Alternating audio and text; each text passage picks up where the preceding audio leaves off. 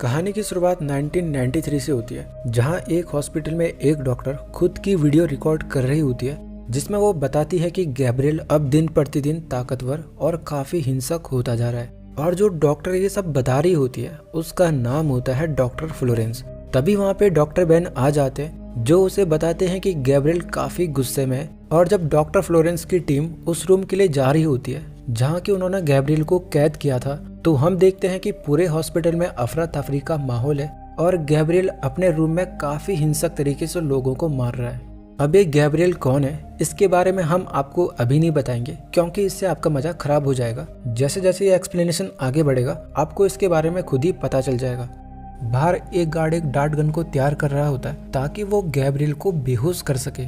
और जैसे ही वो गार्ड अंदर जाने की कोशिश करता है तो अंदर आने से पहले ही गैब्रियल उसके हाथ को काट देता है। लेकिन फिर किसी तरह डॉक्टर फ्लोरेंस माहौल को शांत करती है और गैब्रियल को डार्ट गन से मारकर उसे बेहोश कर देती है।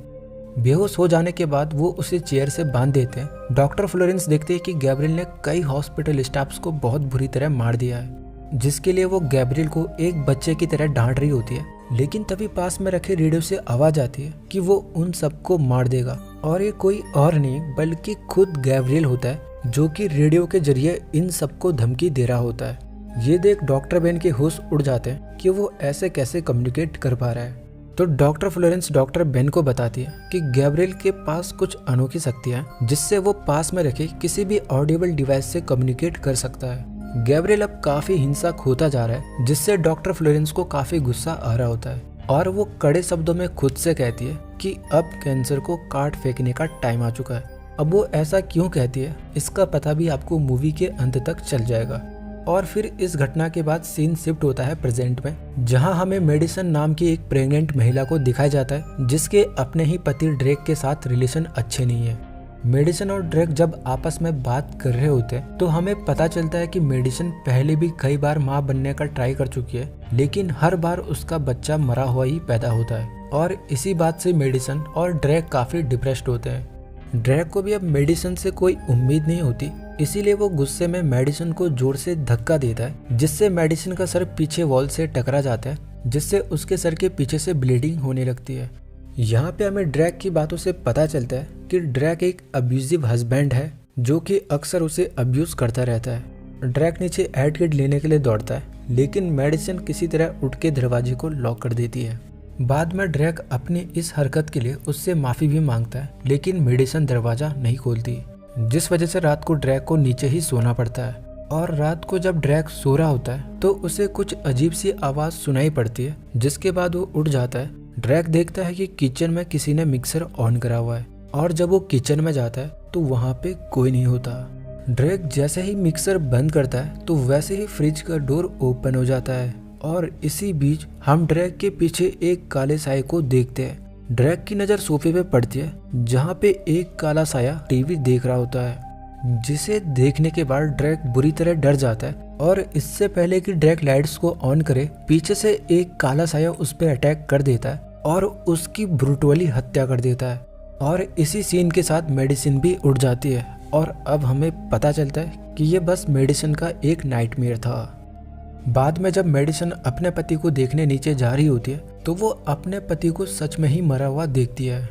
हम देखते हैं कि ड्रैक की लाश बहुत ही बुरी तरह बैंड हुई है, जो कि निश्चित ही किसी शैतान का काम है। मेडिसन ड्रैक के पीछे उस काले साये को भी देख लेती है, जिसने अभी अभी ड्रैक की हत्या की, जिसके बाद वो काला साया मेडिसन को भी मारने के लिए बढ़ता है। मेडिसन किसी तरह उससे बचते हुए अपने रूम की तरफ भागती है, और अपने रूम में जाकर वो दरवाजे को बंद करे इससे पहले वो काला साया दरवाजे को तोड़ मेडिसन को दूर फेंक देता है और उसे घायल कर देता है, जिसके बाद मेडिसन वहीं पे बेहोश हो जाती है। कुछ ही देर बाद हम मेडिसन के घर पे पुलिस को देखते हैं, जहाँ पे हमें डिटेक्टिव सॉ और इंस्पेक्टर मॉस को अपनी टीम के साथ दिखाया जाता है। डिटेक्टिव सॉ की टीम बेहोश पड़ी मेडिसन को हॉस्पिटल ले जाते हैं, और कुछ छानबीन करने के बाद डिटेक्टिव सॉ भी यहाँ से निकल जाते हैं। अगले दिन जब मेडिसन को हॉस्पिटल में होश आता है तो उसकी बहन सिडनी उससे मिलने आई होती है, जो कि उसे बताती है कि उसने अपना बच्चा फिर से खो दिया है। ये सुन मेडिसन टूट जाती है। कुछ ही देर बाद यहाँ पे डिटेक्टिव सॉ भी आ जाता है, जो उन्हें बताते हैं कि उसे घर में किसी भी तरह के निशान नहीं मिले। डिटेक्टिव सॉ मेडिसन से कुछ सवाल पूछते हैं, लेकिन इधर मेडिसन अपने बच्चे को खोकर सदमे में होती है, इसीलिए वो डिटेक्टिव सॉ की बातों का आंसर नहीं कर पाती। डिटेक्टिव सॉ मेडिसन की बहन सिडनी से पूछता है कि क्या कभी उनकी किसी से दुश्मनी थी, जिसपे सिडनी उसे कहती है कि उसे इस बारे में कुछ भी नहीं पता। कुछ दिन बाद मेडिसन को हॉस्पिटल से डिस्चार्ज कर दिया जाता है और उसकी बहन सिडनी उसे उसके घर तक ड्रॉप करने आती है, जहां वो मेडिसन के साथ रुकने के लिए कहती है। लेकिन मेडिसन उसे यह कह के मना कर देती है कि उसे अपने काम पे ध्यान देना चाहिए। वहीं दूसरी तरफ ड्रैक के पोस्टमार्टम से पता चलता है कि उसकी बॉडी पे फिंगर्स के निशान हैं, जिससे अब इंस्पेक्टर मॉस को मेडिसन के ऊपर शक हो जाता है, क्योंकि ड्रैक उसे अब्यूज करता था तो मेडिसन ने ही उसे मारा होगा। वहीं रात को जब मेडिसन अपने घर पे होती है तो उसे बाहर की लाइट फ्लक्चुएट होते दिखाई देती है और इसी बीच वो उस काले साये को भी पोल के पास देख लेती है, जो कि अब मेडिसन के ही घर की तरफ बढ़ रहा होता है। मेडिसन जल्दी से सारे घर के खिड़की दरवाजे बंद करने लगती है, लेकिन फिर भी एक दरवाजा अपने आप ही खुल जाता है और डर के मारे मेडिसन जल्दी से ऊपर अपने रूम की तरफ भागती है और रूम में जाकर वो दरवाजे को बंद कर देती है। वहीं वो साया उसी के पीछे उसके रूम की तरफ भागता है, लेकिन इस बार वो मेडिसन को कुछ नहीं करता। अगली सुबह मेडिसन सारे डोर्स पे डबल लॉक लगा रही होती है, तभी उसकी बहन उसके लिए खाना लेके आ जाती है। इस बीच मेडिसन और सिडनी के बीच ड्रैक को लेके बातें होती है। मेडिसन सिडनी को अपने पति के टॉर्चर के बारे में बता रही होती है कि कैसे उसका पति उसे अब्यूज करता था, जिसपे सिडनी उसे कहती है कि अच्छा हुआ कि वो मर चुका है। आगे इन दोनों की बातों से हमें पता चलता है कि मेडिसन सिडनी की सगी बहन नहीं है, बल्कि जब वो 8 साल की थी तब उसकी मॉम ने उसे अडॉप्ट करा था और मेडिसन को उसके पहले का कुछ भी याद नहीं है। इसके बाद सीन शिफ्ट होता है जीन नाम की महिला पे, जो कि एक टूर गाइड का काम करती है, जहां वो कुछ लोगों को अंडरग्राउंड टनल के बारे में बता रही होती है। अपना लेक्चर खत्म करने के बाद सब उसे उसके काम के लिए पैसे देते हैं और यहाँ से निकल जाते हैं।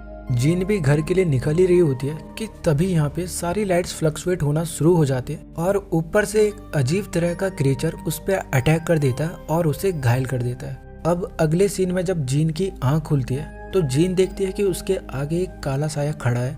तभी जीन के बगल में रखे रेडियो से आवाज आती है कि वो उसे जल्दी ही मार देगा।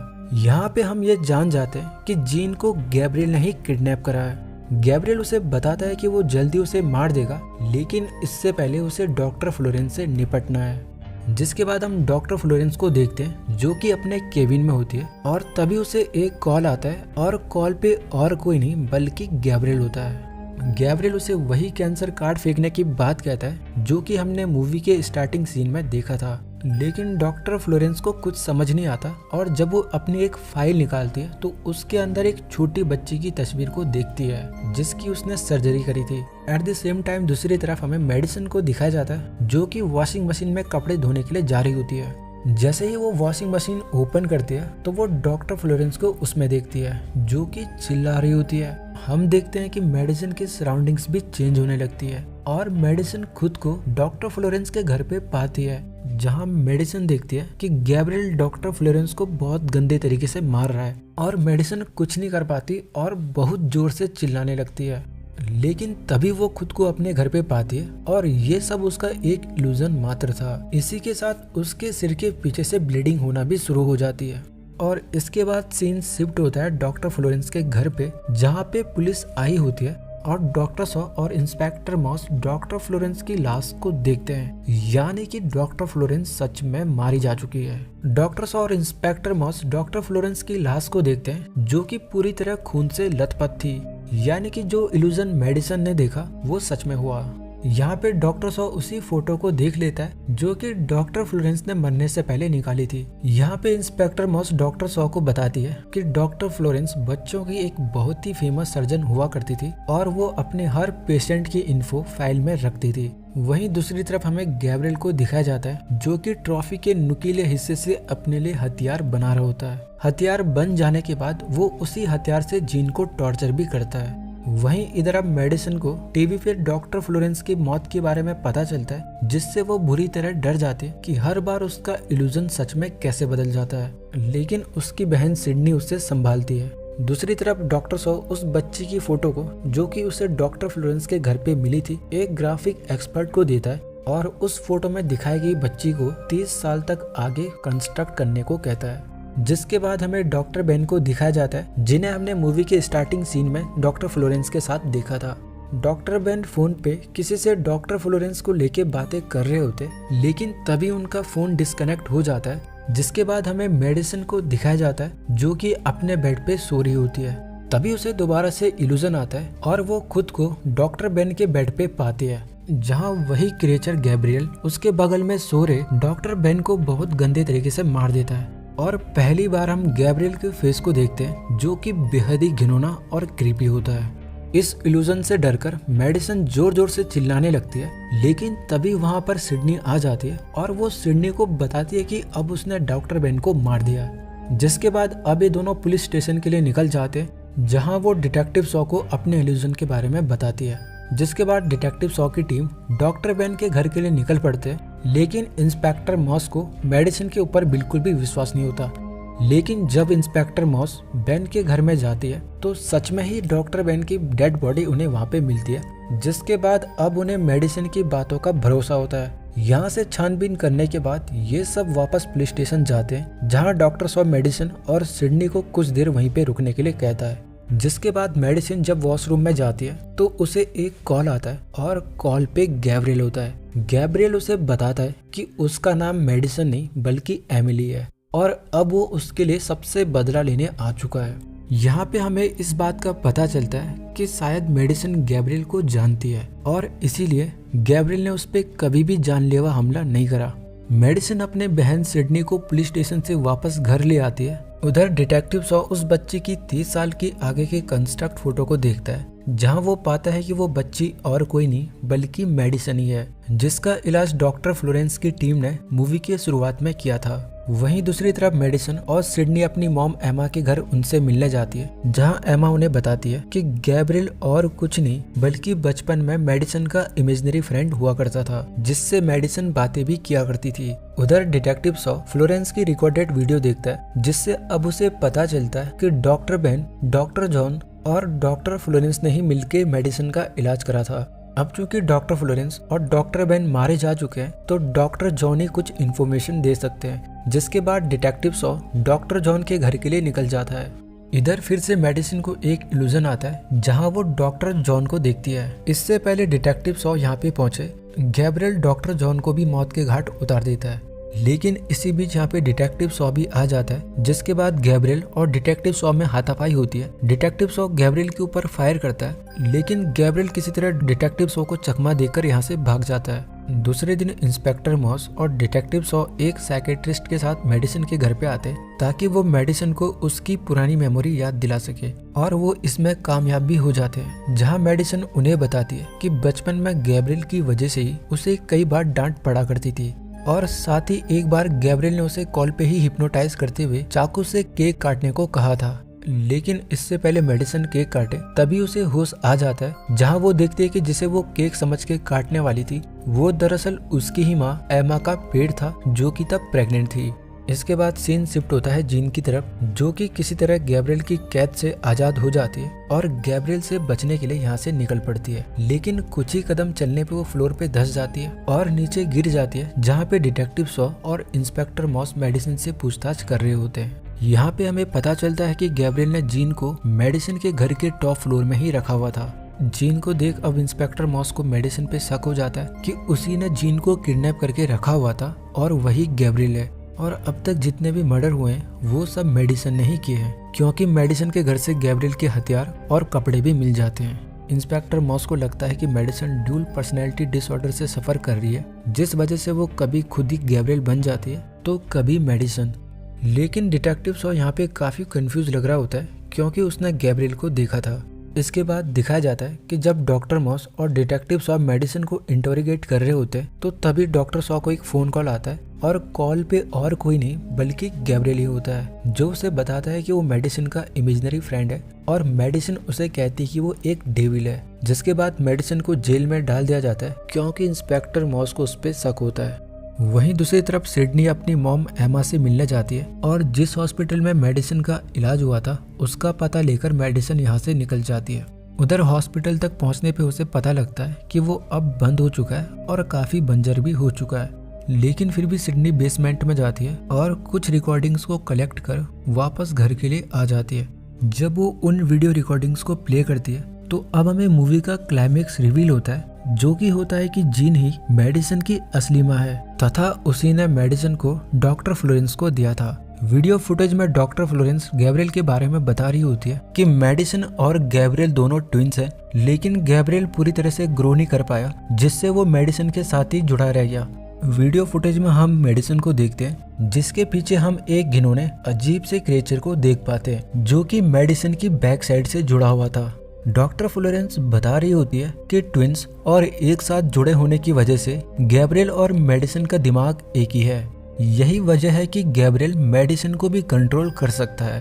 फिर डॉक्टर फ्लोरेंस मूवी के शुरुआती सीन को एक्सप्लेन करते हुए कहती है कि Gabriel day by day dangerous होता जा रहा है, इसी वजह से उन्होंने ऑपरेशन करके गैब्रियल को मेडिसन की बॉडी से काटकर अलग कर दिया था। लेकिन गैब्रियल का एक छोटा सा पार्ट मेडिसन के ही दिमाग में रह जाता है, क्योंकि अगर उसे भी निकाल दिया होता तो फिर मेडिसन की जान को खतरा था। और अब हमें यहाँ पे रिवील होता है कि अब तक के सारे मर्डर मेडिसन ने ही करे। दूसरी तरफ जेल में बाकी कैदी मेडिसन को टॉर्चर करते और उसे मारते भी हैं, जिसके बाद उसके सर के पीछे से ब्लीडिंग होना शुरू हो जाती है। और अब हम देखते हैं कि मेडिसन के सिर के पीछे से उसके सर को फाड़ते हुए एक घिनौना सा क्रीपी फेस बाहर आ रहा होता है, जो कि दरअसल में गैब्रियल ही होता है। इसके बाद गैब्रियल मेडिसन पे काबू पाके सारे कैदियों को बुरी तरह मार देता है और जेल से भागने लगता है। इधर सिडनी डिटेक्टिव सॉ को कॉल पे सब कुछ बता देती है, लेकिन सॉ उसकी बात नहीं समझ पाता। जब गैब्रियल बाहर पुलिस वालों को ब्रूटली मार रहा होता है, तभी यहाँ पे डिटेक्टिव सॉ और इंस्पेक्टर मॉस आ जाते हैं, जो कि गैब्रियल से भिड़ जाते हैं। जवाब में गैब्रियल दोनों को घायल कर यहाँ से निकल जाता है।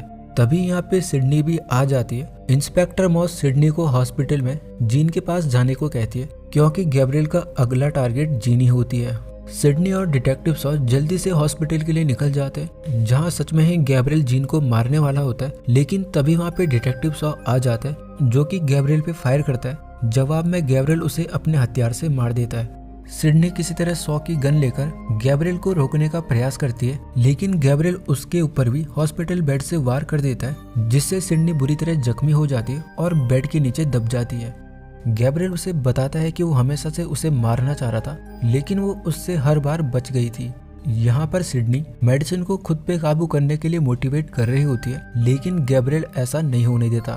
सिडनी मेडिसन को हेल्प के लिए चिल्ला रही होती है और वो मेडिसन को बताती है कि गैब्रियल ने ही उसके हर बच्चे को मारा है। और ये सब सुनने के बाद मेडिसन अपने आप पे काबू करने की कोशिश करती है, जिसमें वो कामयाब भी हो जाती है। लेकिन फिर भी गैब्रियल सिडनी और जीन दोनों को मार देता है।